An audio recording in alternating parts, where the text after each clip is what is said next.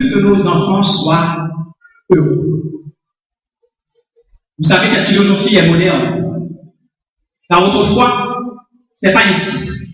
Autrefois, il y avait des valeurs.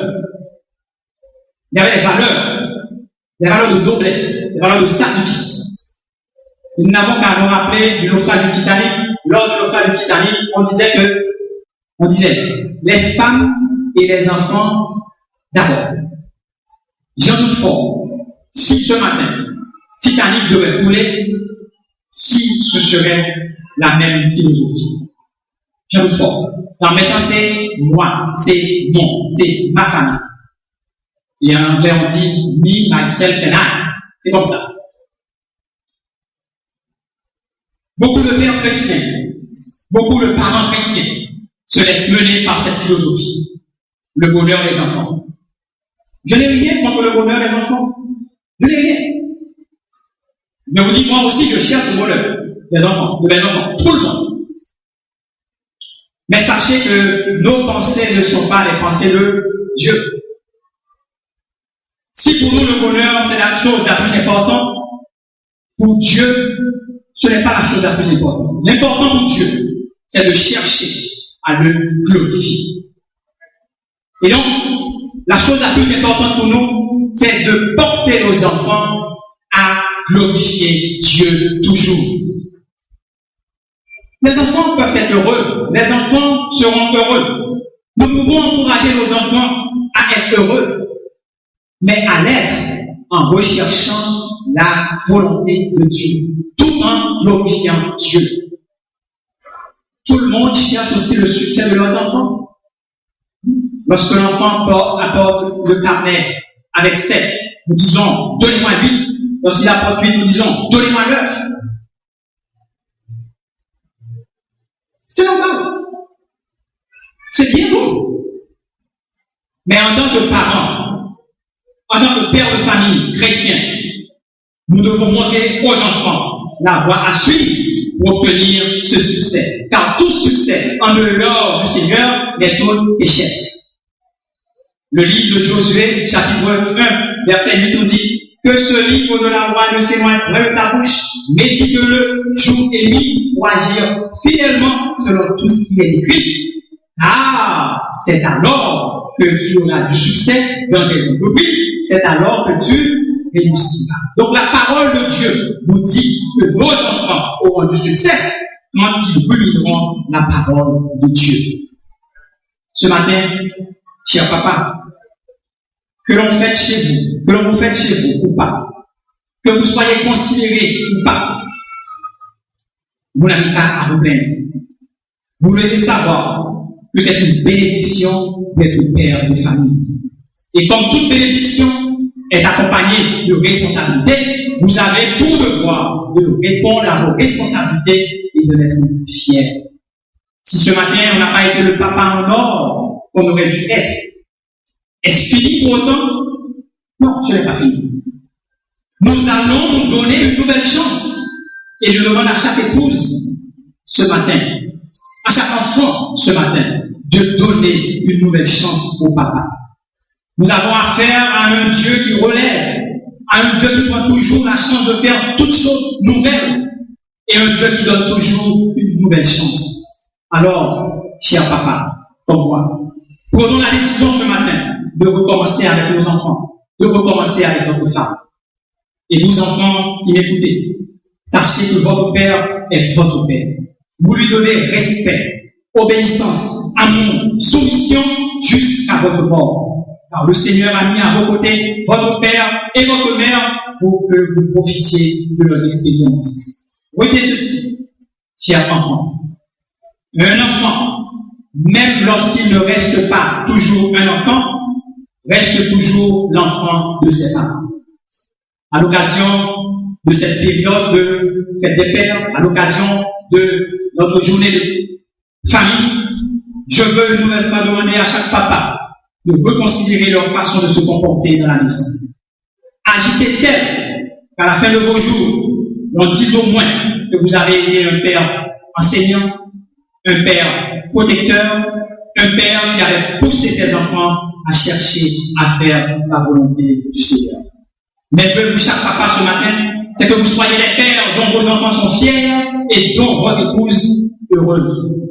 Puisse le Seigneur dans ses compassions nous aider, nous papas, à accomplir dignement et chrétiennement notre rôle, nous aider à devenir ses pères et pourquoi pas ses mères dans l'église, dans le foyer, dans notre société en tant besoin.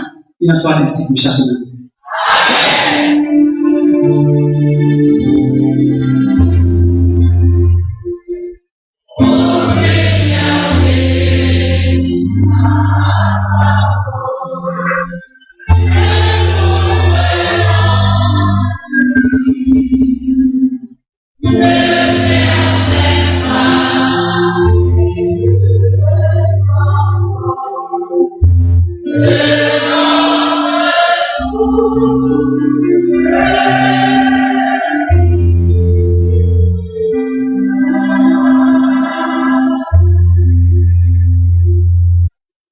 Par le Saint-Esprit, nous avions le bon dépôt de la parole entendue ce matin, et en particulier que nous soyons des papas enseignants, des papas protecteurs, mais aussi des papas qui poussent leurs enfants à accomplir la volonté du Seigneur. Nous allons, mes frères et mes sœurs et Christ, avancer vers la fin de ce culte tout en ayant en tête la prédication du jour. Nous chantons Aimer au Sauveur charitable, c'est de mon cœur l'ardent désir. Seigneur, ta grâce est redoutable, qui ne veut pas la saisir. Ô Seigneur, en ce jour suprême, ton enfant saisira ta main. Car toi seul est toujours le même, hier, aujourd'hui, demain.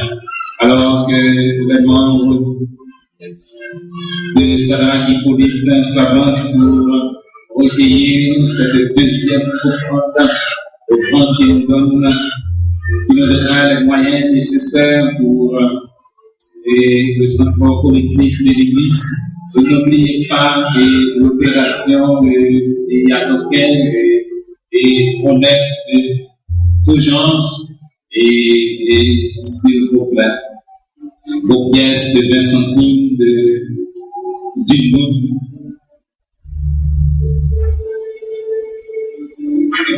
Merci et aussi vos 10 gouttes chiffrées, vos 20 gouttes chiffrées. Depuis c'est ça qui pas bon, ou bien on pas enseigner ensemble avec les côté nous bien moyen pour que nous capables et utiliser ces problèmes que nous ayons ce moyen nécessaire.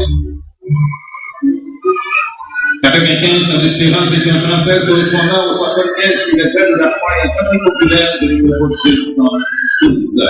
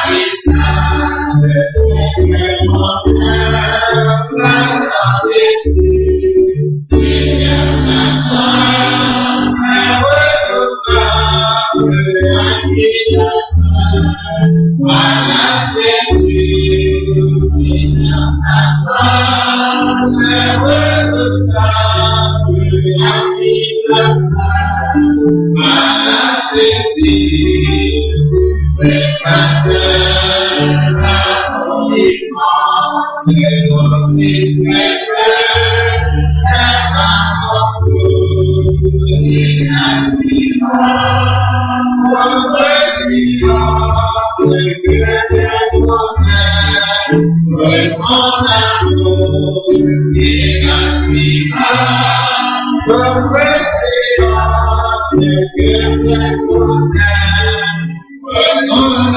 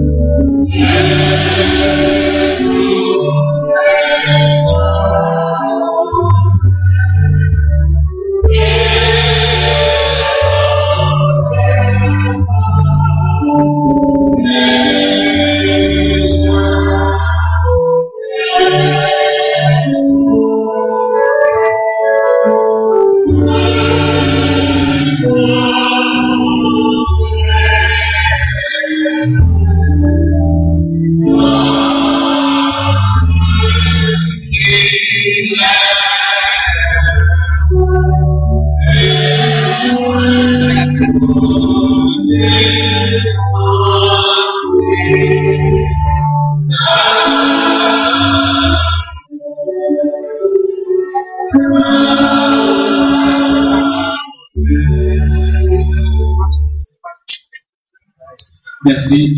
C'est pour un instant, s'il vous plaît.